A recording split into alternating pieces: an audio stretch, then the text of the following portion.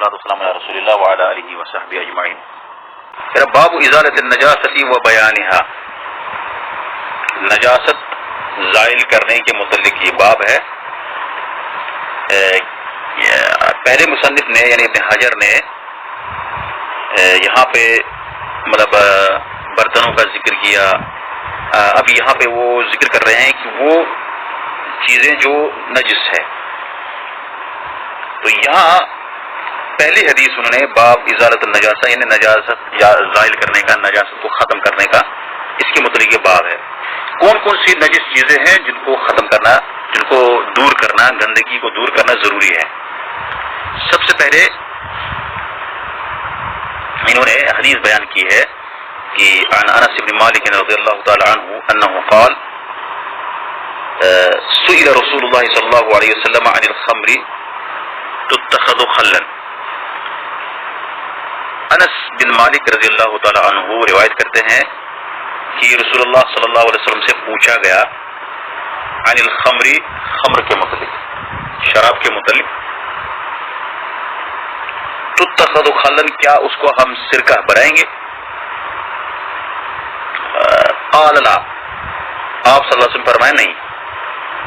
خرجہ مسلم مسلم، اس کو امام مسلم نے اپنی کتاب میں لایا ہے، والترمذی، اور امام ترمذی نے اپنی کتاب سنن میں. وقال حسن صحیح، ترمذی نے اس کو حسن اور صحیح کہا. یہ حدیث ہے.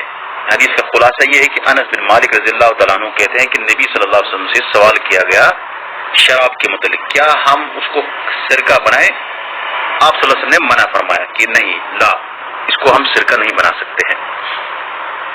امام مسلم نے اس کو اپنی صحیح میں لایا ہے اور ترمذی نے بھی. اب ترمذی نے آخر میں کہا حسن صحیح. کیا مطلب حسن، کیا مطلب صحیح؟ یعنی ایک جگہ پہ دو اصطلاح، یعنی مصطلح حدیث میں دو یہ ٹرمینالوجیز ہے کہ جو انہوں نے ایک ساتھ استعمال کی. یا تو حدیث حسن ہوگا یا تو صحیح ہوگی. یہ دونوں کہنے کا کیا مقصد ہے؟ اس بارے میں علماء کو آپس میں کافی اشکالات ہیں، بہت زیادہ اختلافات رہے ہیں. تو اس وجہ سے جو اختلافات ان کے درمیان چلے ہیں کہ کیوں امام ترمذی کہتے ہیں حسن اور صحیح. بعض لوگ کہتے ہیں کہ اس حدیث کی دو سندیں ہوتی ہیں، ایک سند سے وہ حدیث حسن ہوتی ہے، دوسری سند سے وہ حدیث صحیح ہوتی ہے. لیکن ایک حدیث جب صحیح ہے پھر اس کو حسن کی کیا ضرورت پڑی؟ جب حدیث صحیح ہے تو حسن حدیث چونکہ راوی کمزور درجے کا ہوتا ہے حسن میں، حفظ کے اندر، پھر اس کو کیوں اس کو ذکر کرنے کی کیا ضرورت ہے؟ بہرحال یہ بڑا ایک اختلاف ہے. یہ حدیث صحیح ہے کیونکہ حدیث مسلم کے اندر ہے، اور مسلم کے اندر جب حدیث صحیح ہے اس کے بعد ہمیں کسی بھی محدث کے حکم کی ضرورت نہیں ہے.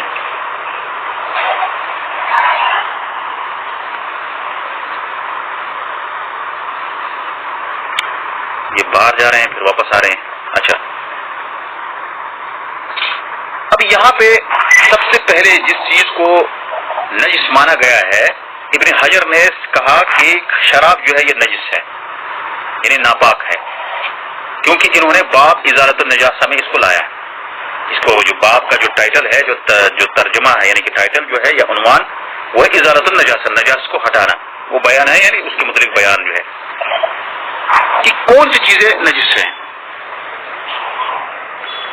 سب سے پہلی چیز انہوں نے بتائی کہ یہاں پہ نجس جو ہے وہ شراب ہے. شراب جو ہے وہ ناپاک ہے. اگر اس سے پہلے بھی ناپاک چیزوں کا ذکر کیا گیا، جیسے کہ ہم نے کہا کہ انسان کا جو ہے پیشاب ہے وہ بھی نجس ہے. اسی طرح سے جب کتا چاٹے، وہ برتن کسی برتن میں چاٹے گا، وہ برتن نجس ہو جاتا ہے. اس کے اندر جو پانی ہوتا ہے وہ جو ہے ناپاک ہو جاتا ہے. یہ ساری چیزیں، کچھ چیزوں کا ذکر کیا گیا، لیکن یہاں پہ انہوں نے کہا کہ کچھ نجاست انہوں نے الگ سے ذکر کیا. ایک باب اس کے متعلق انہوں نے بیان کیا ہے کہ سب سے پہلے انہوں نے بتایا کہ شراب نجس ہے. اگرچہ کچھ علماء کہتے ہیں کہ شراب ناپاک نہیں ہے، لیکن ابن حجر کے نزدیک، یعنی شافعی کے نزدیک، شراب جو ہے وہ ناپاک ہے، اس لیے انہوں نے شراب پہلے ذکر کیا. اب حدیث میں جب شراب کو پوچھا گیا کہ کیا شراب کو ہم سرکہ بنائیں، تو نبی صلی اللہ علیہ وسلم نے اسے منع فرمایا. کچھ علماء کہتے ہیں کہ اگر شراب خود بخود وہ سرکہ اس کو بن جائے تو وہ حلال ہے.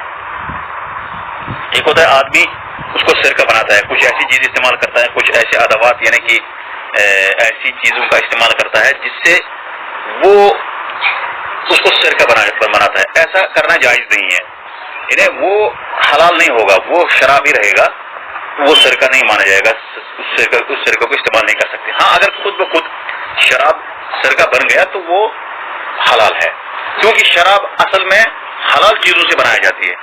شراب حلال چیزوں سے بنائی جاتی ہے, جیسے عنب کا شراب ہوتا ہے, کھجور کا شراب, کھجور کے ان سے شراب بنتی ہے.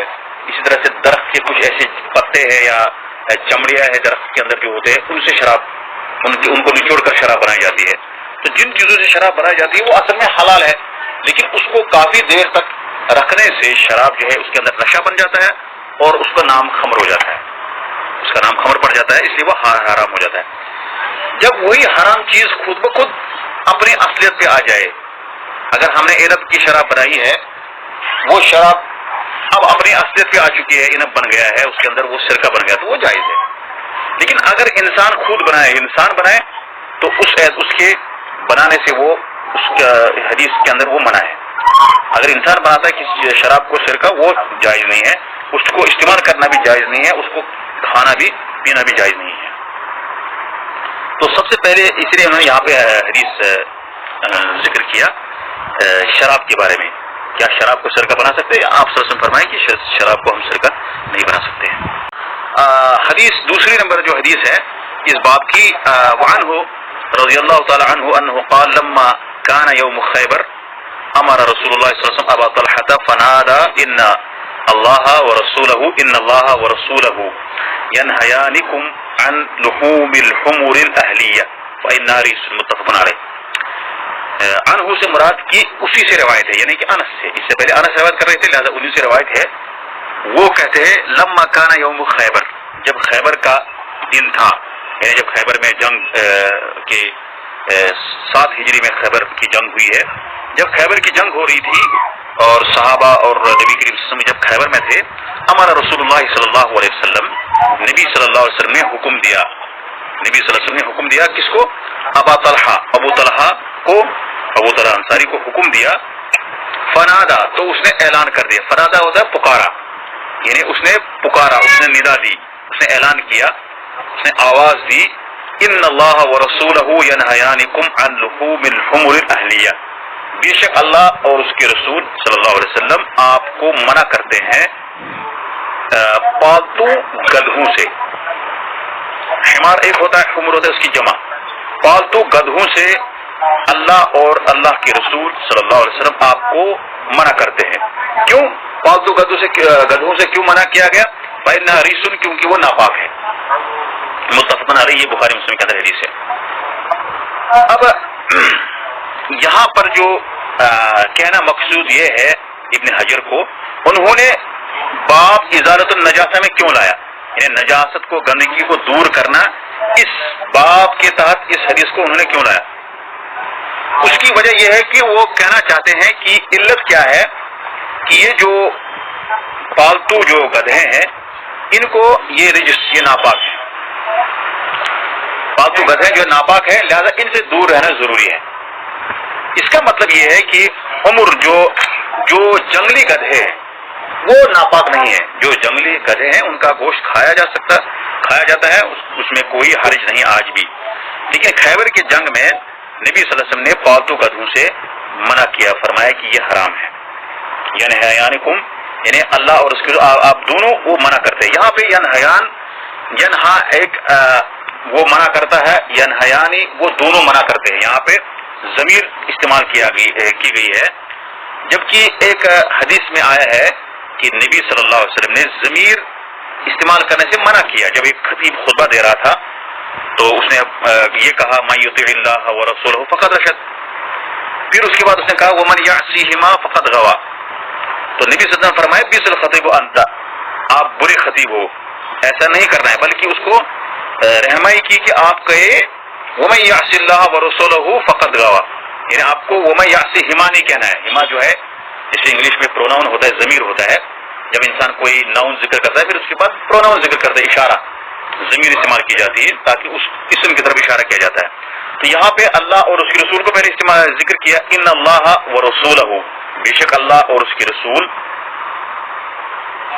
ینہیانکم، وہ دونوں آپ کو منع کرتے. یہاں پہ ضمیر استعمال کی گئی ینہیان، ہونا یہ چاہیے تھا کہ ینہی اللہ ورسولہ، اللہ منع کرتا ہے اور اللہ کے رسول منع کرتے ہیں. تو یہاں پہ اللہ اور رسول ینہیانکم دونوں آپ کو منع کرتے ہیں، جس سے پالتو گدھوں سے. تو یہاں پہ جو ضمیر استعمال کی دونوں کو ایک ساتھ ینہیان، دونوں منع کرتے ہیں، یعنی اللہ اور اس کے رسول یہاں پہ استعمال کیا. لیکن وہاں جو ایک خطیب جب خطبہ دے رہا تھا، جب اس نے کہا وَمَن يَعْصِهِمَا، اس کو فقط گواہ، تو اس کو کہنا یہ چاہیے تھا وَمَن يَعْصِ اللَّهَ وَرَسُولَهُ فقط گواہ. نبی صلی اللہ علیہ وسلم فرمائے کہ آپ بئس الخطیب انت، آپ بری خطیب ہو، آپ کو اس طرح نہیں کہنا چاہیے. یعنی ضمیر آپ کو استعمال نہیں کرنے اللہ اور اس کے رسول کو، دونوں ایک ضمیر سے آپ نہیں ذکر کر سکتے بلکہ الگ الگ آپ کو ذکر کرنا ہے. لیکن یہاں پہ نبی صلی اللہ علیہ وسلم نے جب ابو طلحہ سے فرمایا کہ آپ اعلان کرو، لوگوں کے اندر یہ اعلان کرو ان اللہ ورسولہ ینہیانکم، یا تو نبی صلی اللہ علیہ وسلم کے الفاظ ہے، نبی صلی اللہ علیہ وسلم نے ان سے یہ فرمایا کہ آپ اس طرح کے الفاظ لوگوں میں بتاؤ زور سے، تو ابو طلحہ نے استعمال کیے. دوسری بات یہ ہو سکتی ہے کہ ابو طلحہ نے اپنے طرف سے استعمال کیے الفاظ اور نبی صلی اللہ علیہ وسلم سن رہے تھے. تو چاہے انہوں نے اپنے نبی صلی اللہ علیہ وسلم کے الفاظ ہوں یا ابو طلحہ کے الفاظ ہوں، دونوں صورتوں میں یہ حدیث ہے. کیونکہ اگر ابو طلحہ کے الفاظ ہے تو نبی صلی اللہ علیہ وسلم نے اس پر اقرار کیا، نبی صلی اللہ علیہ وسلم نے منع نہیں فرمایا کہ آپ نے اس طرح سے نہیں کہنا چاہیے ینہیانکم، بلکہ آپ کو کہنا چاہیے تھا ینہی اللہ ورسول، اللہ اور اس کے رسول منع کرتے، ضمیر استعمال نہیں کرنی تھی. تو اس کا مطلب نبی صلی اللہ علیہ وسلم نے اقرار کیا. تو یہاں پہ نبی صلی اللہ علیہ وسلم نے ضمیر استعمال کی. تو کچھ علماء کہتے ہیں کہ نبی صلی اللہ علیہ وسلم ضمیر استعمال کر سکتے ہیں، کیونکہ اللہ اور اس کے رسول کے درمیان وہ فرق کرنا اچھی طرح جانتے ہیں. تو پیغمبر کے لیے جائز ہے استعمال کرنا، لیکن دوسرے لوگوں کے لیے جائز نہیں ہے، کیونکہ کہیں ان کے ذہن میں یہ نہ پڑ جائے کہ اللہ اور اس کے رسول برابر ہیں. اللہ تو خالق ہے اور رسول مخلوق ہے، لہذا اس میں کوئی مقارنہ نہیں ہے. لیکن یہاں پر ہم نے پڑھا ہے کہ وَرَفَعْنَا لَكَ ذِكْرَكَ، اللہ تعالیٰ نے فرمایا أَلَمْ نَشْرَحْ لَكَ صَدْرَكَ وَوَضَعْنَا عَنْكَ وِزْرَكَ الَّذِي أَنقَضَ ظَهْرَكَ. اس کے بعد ہے وَرَفَعْنَا لَكَ ذِكْرَكَ، ہم نے آپ کا ذکر بلند کیا، اونچا کر دیا، ہم نے آپ کا مقام جو ہے آپ کا ذکر لوگوں میں بلند کر دیا. تو اس حساب سے نبی صلی اللہ علیہ وسلم کا مقام بلند ہے، تو حرج نہیں ہے ذکر کرنے میں. لیکن خدشہ یہ ہے کہ کوئی یہ نہ سمجھے کہ اللہ اور اس کے رسول کا مقام برابر ہے، ایسا بالکل نہیں ہے. ہاں ایک چیز میں اللہ اور اس کے رسول برابر ہے، کس میں؟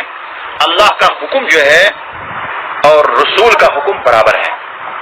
یعنی جب کوئی حکم اللہ ہم کو دیتا ہے، جب کوئی حکم ہمیں نبی صلی اللہ علیہ وسلم دیتا ہے، تو اس وقت ہم یہ حکم جو ہے ان دونوں کا حکم برابر ہے، عمل کرنے میں ہمیں کوئی فرق نہیں کرنا ہے، حکم برابر ہے. لیکن اللہ اور اس کے رسول کی ذات میں فرق ہے، کیونکہ اللہ خالق ہے اور رسول مخلوق ہے. تو کچھ لوگ سمجھتے ہیں کہ اللہ اور اس کے رسول کی ذات برابر ہے. اس خدشے کو دور کرنے کے لیے، کیونکہ یہ ایک ذریعہ ہے شرک میں پڑنے کا، اس لیے نبی صلی اللہ علیہ وسلم نے اس سے منع فرمایا. اور دوسری بات یہ ہے کہ بعض علماء نے کہا کہ خطبے میں چونکہ وضاحت مطلوب ہے، کسی بھی خطیب کے لیے جائز نہیں ہے کہ وہ ایسے الفاظ استعمال کرے جس سے لوگوں کے اندر شک اور شبہ پڑ جائے، لوگ شک و شکوک و شبہات میں پڑ جائے. اس لیے خطبے میں اس طرح کا استعمال کرنا جائز نہیں ہے. لیکن جب انسان کسی سے بات کرتا ہو عام طور پر تو اس کے لیے جائز ہے. میں یہ کہہ رہا ہوں کہ اشکال جو ہے، جیسے آج کل ہم لکھتے ہیں، اس لیے منع کیا نبی صلی اللہ علیہ وسلم نے، اصل میں یہ ہے کہ منع نبی صلی اللہ علیہ وسلم نے اس لیے فرمایا کیونکہ عام آدمی جو ہے جب استعمال کرے اس طرح سے ضمیر دونوں کو ایک ساتھ جمع کرے کلام میں، ضمیر میں، تاکہ اس کو خدشہ نہ ہو کہ نبی صلی اللہ علیہ وسلم اور اللہ برابر ہے. کسی بھی چیز میں اللہ اور نبی برابر نہیں ہے، کیونکہ اللہ خالق ہے اور نبی صلی اللہ علیہ وسلم مخلوق ہے. اب اسی طرح سے جب آج کل کے آپ دیکھیں گے ایک مسجدوں میں لکھا ہوتا ہے، ایک سائڈ میں محمد اللہ، دوسرے سائڈ میں محمد، پتہ نہیں وہ کس لحاظ سے لکھتے ہیں. اگر ہم اس لحاظ سے لکھتے ہیں لفظ اللہ اور لفظ محمد یہ بڑے اونچے الفاظ ہیں تو کوئی حرج نہیں ہے. لیکن اکثر بیشتر پتہ نہیں ان کا ایسا، جیسے ہم کہتے ہیں یا اللہ یا محمد، اگر اس انداز سے وہ لکھ رہے ہیں تو پھر واقعی طور پر یہ لکھنا درست نہیں ہے. برحال اس چیز کو ازالہ کرنا زیادہ بہتر ہے کہ انسان اللہ اور محمد کیوں لکھتا ہے دیوار پر، اس کا کیا مقصد ہے اس کو. کیا وہ سمجھتا ہے اللہ اور رسول صلی اللہ علیہ وسلم برابر ہیں؟ اگر ایسا اس کے ذہن میں ہے تو پھر یقیناً یہ جو ہے شرک میں پڑنے کا خطرہ ہے. اگر اس طرح اس کو ذکر یہ اپنی جگہ یہ ہے کہ جیسے ہم پڑھ رہے ہیں اشہد ان لا الہ الا اللہ و اشہد ان محمد رسول اللہ، تو اس میں کوئی حرج نہیں ہے، لیکن پھر بھی یہ ایک ذریعہ ہے خدشات میں پڑھنے کا، اس چیز سے انسان کو منع کرنا چاہیے. یہاں پہ ابو طلحہ انصاری نے ان اللہ ورسولہ ینہیانکم، اللہ اور اس کے رسول آپ کو منع کرتے ہیں پالتو گدھوں سے، ان کو نہیں کھانا ہے. جنگ خیبر میں یہ حرام ہوئے. اب یہاں پر جو وحشی گدھے ہیں جو جنگلوں میں ہیں ان کے لیے کوئی حرج نہیں ہے، وہ پاک ہے. اگرچہ حدیث میں جو ہے یہاں اس حدیث میں ضمیر کا استعمال کیا گیا، ایک اور حدیث ہے جس میں ضمیر استعمال کیا گیا ان یکون اللہ ورسولہ احب الیہ مما سواہما، ہونا تو چاہے تھا سوا اللہ ورسولہ، یعنی اس کو اللہ اور اس کے رسول اس کو سب سے زیادہ محبوب ہونے چاہیے. اللہ کے سوا رسول کے سوا اس کو کوئی محبوب نہیں ہونا چاہیے. تو سوا ہما میں اصل میں یہ ہونا چاہیے تھا، اگر ہم کہیں گے کہ ضمیر استعمال کرنا جائز نہیں ہے تو پھر یہاں پہ سوا اللہ و رسول ہونا چاہیے، لیکن یہاں پہ سوا ہما استعمال کیا گیا. تو جواب اس کا میں نے آپ کو بتا دیا. خلاصہ کلام یہ ہے کہ اس حدیث میں کیوں یہاں پر اس حدیث کو لایا ہے، کیونکہ جو پالتو گدھے ہیں وہ ناپاک ہے اور ان سے منع کیا گیا ہے، اس لیے امام ابن حجر نے اس کو یہاں پہ باب ازالۃ النجاسۃ میں لایا ہے. تو یہ پالتو گدھوں کا گوشت کھانے سے منع جو کیا گیا، یہ اس کے اندر بہت سارے حدیث ہیں، اسی حدیث میں نہیں ہے بلکہ تقریباً 10-12 صحابی نے اس حدیثوں کو روایت کیا ہے. انہوں نے روایت کیا ہے کہ پالتو گدھے جو ہے اس سے نبی صلی اللہ علیہ وسلم منع کرنا. اب علت کیا ہے، یعنی کیا وجہ ہے کہ ان سے منع کیا گیا؟ کیا ان کا یہ ہے کہ یہ لوگوں کے بوجھ کے کام آتے ہیں اس لیے منع کیا گیا، یا اس لیے منع کیا گیا کہ یہ ناپاک ہے؟ بہرحال دو علت ہو سکتی ہے، دونوں میں سے ایک ہو سکتی ہے. حالانکہ ابن عباس رضی اللہ عنہ فرماتے ہیں کہ مجھے پتہ نہیں ہے کیا وہ لوگوں کا گوشت جو ہے کیا کہتے ہیں اس لیے منع کیا کہ ان کے لوگوں کا بوجھ اٹھاتے ہیں، یا وہ حرام کیے گئے ایسے ہی. تو اب کچھ لوگ کہتے ہیں کہ نہیں، مطلب ان کو جو ہے حرام اس لیے کیا گیا پالتو گدھوں سے کیونکہ علت اکثر لوگ کہتے ہیں کہ علت یہ تھی کہ اس وقت جو ہے یہ سواری کم ہو گئی تھی، اس وجہ سے کچھ حدیثوں میں آیا ہے، اس لیے جو ہے نبی صلی اللہ علیہ وسلم نے منع کیا. بہرحال کوئی یہ کہہ سکتا ہے، کوئی آدمی یہ کہہ سکتا ہے کہ کیا فی الحال اس حدیث سے ہمیں پتہ چلا کہ حدیث میں وضاحت ہے کہ ان نہاری یہ ناپاک ہے. جس زمانے میں گدھوں کو کھانے کی اجازت دی گئی تھی کیا اس وقت پاک تھے؟ وہ بالکل پاک تھے. اور جس زمانے میں نبی صلی اللہ علیہ وسلم نے، جس پر آپ صلی اللہ علیہ وسلم نے آخری جو فیصلہ آپ کا تھا کہ پالتو گدھوں کو نہیں کھائیے آپ کیونکہ یہ ناپاک ہے، اس وقت کیا ناپاک ہو گئے تھے؟ وہ بالکل ناپاک ہو گئے تھے. کیونکہ اللہ تعالیٰ کے اندر ایسی قدرت ہے، ایسی طاقت ہے کہ انہوں نے ان گدھوں کے اندر جو کھانے کی چیزیں ہیں، صلاحیت ہے، وہ ختم کر دی. یعنی ان کو خبیث بنا دیا، ان کو ناپاک بنا دیا، ان کے اندر کچھ ایسی چیزیں ڈال دی. یہ اللہ تعالیٰ کی قدرت میں ہے، اس میں کوئی بعید بات نہیں ہے. لہذا ہم کہہ سکتے ہیں کہ گدھوں کو اس لیے پاک جو ہے، گدھے جو ہے نجس ہے، کیونکہ حدیث کے اندر واضح ہے اور یہ آخری فیصلہ نبی کریم صلی اللہ علیہ وسلم کا رہا. اس کے بعد والی حدیث ہے، حدیث کیا ہے کہ وہ نبی صلی اللہ علیہ وسلم فرمائے وعن عمرو بن خارج رضی اللہ تعالی عنہ قال خطبنا النبی صلی اللہ علیہ وسلم بمنا وهو على راحلته. ہم کو نبی صلی اللہ علیہ وسلم نے ہمیں نبی صلی اللہ علیہ وسلم نے خطبہ دیا منا میں، وهو على راحلته. وہ عمرو بن خارج کون ہے؟ یہ صحابی، انصاری صحابی ہے. وہ کہتے ہیں کہ خطبنا النبی صلی اللہ علیہ وسلم بمنا، ہمیں نبی صلی اللہ علیہ وسلم نے خطبہ دیا، یعنی کچھ بیان فرما رہے تھے. وہ بہرحال میں معذرت کر رہا ہوں، کچھ لوگ باہر گئے تھے، میں ان کو واپس نہیں کر پایا، بعد میں پتہ چلا. خطبہ بنا النبی صلی اللہ علیہ وسلم، ہمیں خطبہ دیا نبی صلی اللہ علیہ وسلم نے بمنا، منا میں، وہ علی راحلتہ، اس حال میں کہ وہ اپنی سواری پر تھے. ولعابها، اس سواری کا لعاب جو ہے پانی جو انسان کو منہ سے نکلتا ہے اس کو لعاب کہتے ہیں. اس سواری کا لعاب جو ہے یسیل علی کتفی، وہ میرے کندھے پہ بہتا تھا. تو اس کا مطلب یہ ہے، اخرج احمد و ترمذی و صححہ، اس کو امام احمد نے اپنی کتاب مسند اور ترمذی نے اپنی کتاب سنن میں لایا ہے اس حدیث کو، وصححہ، اور اس کو صحیح قرار دیا ہے۔ بہرحال حدیث صحیح ہے۔ یہاں پہ یہ کہنا مقصد ہے کہ جو سواری تھی، نبی صلی اللہ علیہ وسلم جس سواری پہ سوار تھے اس پر نبی صلی اللہ علیہ وسلم خطبہ دے رہے تھے، اور اس سواری کا لعاب جو ہے وہ عمرو بن خارجہ صحابی جو تھے اس کے کندھے پہ بہ رہا تھا، اس کے کندھے پر پڑ رہا تھا۔ تو حافظ ابن حجر نے اس حدیث کو باب ازالۃ النجاسہ میں کیوں لایا؟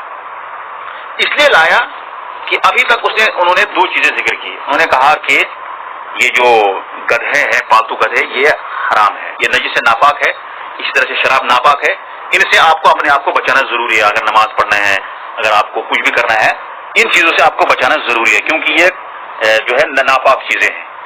اب اس کے بعد انہوں نے اس حدیث کو لایا تاکہ یہ بتائے کہ جو معقول اللحم جانور ہے، جن جانوروں کا گوشت کھایا جاتا ہے، وہ ان کا جو لعاب ہے وہ پاک ہے، ان کا لعاب وہ پاک ہے، اور وہ پاک خود ہے، ان کا جسم پاک ہے، ان کا جو چمڑا وہ پاک ہے، ان کا جو پسینہ جو بہتا ہے وہ بھی پاک ہے، اس میں وہ کوئی ناپاک نہیں ہے۔ ٹھیک ہے، ہم اس کو کھا نہیں سکتے ہیں، کھائیں گے نہیں کیونکہ ہمارا من نہیں کرتا ہے، لیکن وہ ناپاک نہیں ہے۔ جس طرح مٹی ہے، مٹی کو کھایا نہیں جاتا ہے لیکن مٹی پاک ہے، اسی طرح سے ان کا جو پسینہ ہے، ان کا جو بھی چیز ہے، لعاب ہے، وہ ناپاک نہیں بلکہ وہ پاک ہے، جن جانوروں کا گوشت کھایا جاتا ہے۔ اور یہ بھی بیان کرنا چاہتے ہیں کہ جن جانوروں کا گوشت نہیں کھاتے ہیں ہم، ان جانوروں کا لعاب، ان کا جو بھی جسم ہے وہ ناپاک ہے، وہ ناپاک ہے، وہ پاک نہیں ہے۔ تو یہاں معقول اللحم جانور پاک ہے اور ان کا لعاب بھی پاک ہے، اور جو دوسرے جانور جن کا گوشت نہیں کھایا جاتا ہے ان کا لعاب، ان کا کوئی بھی چیز پاک نہیں ہے، بلکہ ان سے کپڑوں کو بچانا ضروری ہے، جسم کو بچانا ضروری ہے، اور اس جگہ کو بھی بچانا ضروری ہے جس پر نماز پڑھنی ہے، کیونکہ ہمیں یہ ساری چیزیں ہم اس لیے پڑھ رہے ہیں کہ ہم نماز پڑھنے سے پہلے طہارت ہونا ضروری ہے، اور طہارت کے لیے یہ سب چیزوں کا کرنا ضروری ہے۔ تو یہاں پر یہ بات اہم ہے کہ اس باب میں ہم کو یہ بیان کرنا ہے کہ کیا جو جن جانوروں کا گوشت کھایا جاتا ہے، اگر وہ پیشاب کر لیں، اگر ان کا پیشاب کپڑوں میں پڑ جائے، کیا وہ پیشاب سے ہم اس کو پی سکتے ہیں؟ کیا اسے وضو کر سکتے ہیں؟ عمومی طور پر ہم یہ اپنی جگہ پہ آئے گا، لیکن جو جن جانوروں کا، چونکہ اونٹ کے بارے میں وضاحت ہے، اونٹ کے بارے میں جب ہمارے پاس ایک حدیث ہے جس کو حدیث القرآنین کہتے ہیں، وہ اس میں آیا ہے کہ انہوں نے کچھ صحابہ نے اونٹ کا پیشاب پیا تھا، وہ بیمار ہوئے تھے، مدینہ کی آبا ان کو اچھی نہیں لگی تھی، پھر نبی صلی اللہ علیہ وسلم نے ان کو حکم دیا کہ آپ اونٹ کا پیشاب پیو، تو انہوں نے فشربوا من ابوالها، انہوں نے دودھ بھی پیا، وہ ابوالها، ان کا پیشاب بھی پیا انہوں نے اونٹ کا۔ تو ہمارے پاس جو ہے ہم قیاس کا انکار نہیں کرتے ہیں۔ دیکھو بہت سارے لوگ کہتے ہیں، بہت سارے ایسے لوگ ہیں جنہوں نے 6 مہینے کا کورس کیا ہے فتویٰ دینے کے لیے، 6 مہینے میں پڑھا ہے انہوں نے، یا 1 سال میں پھر مفتی بن جاتے ہیں۔ ان کے پاس ان کے ذہن میں یہ ہے کہ جو اہل حدیث ہے یا جو اہل سنت والجماعت ہے وہ شاید قیاس کا انکار کرتے ہیں۔ ایسا بالکل نہیں ہے، قیاس کا کوئی بھی انکار نہیں کرتا ہے، بلکہ ہمارے پاس 4 چیزیں جو ہے معتبر ہے اسلام کی، جو 4 سورسز سے، قرآن، حدیث، اور اس کے بعد تیسرا جو ہے وہ ہے اجماع، چوتھا ہے قیاس۔ یہ چاروں ہمارے پاس دلائل ہے، ان کو ہم مانتے ہیں، لیکن قیاس ہم کس پر کریں گے؟ اجماع ہے جب صحابہ جماعت کسی پر متفق ہو جائے، مجتہدین کسی زمانے پہ کسی بات پر متفق ہو جائیں، اور اس کے بعد قیاس ہے، قیاس ہم کریں گے قرآن پر یا حدیث پر۔ قیاس نص پہ ہوتا ہے، نص ہوتا ہے یا قرآن یا حدیث، کسی قرآن کی آیت پر ہم قیاس کریں گے یا کسی حدیث پر ہم قیاس کریں گے۔ تو ہمارے پاس نص کیا ہے؟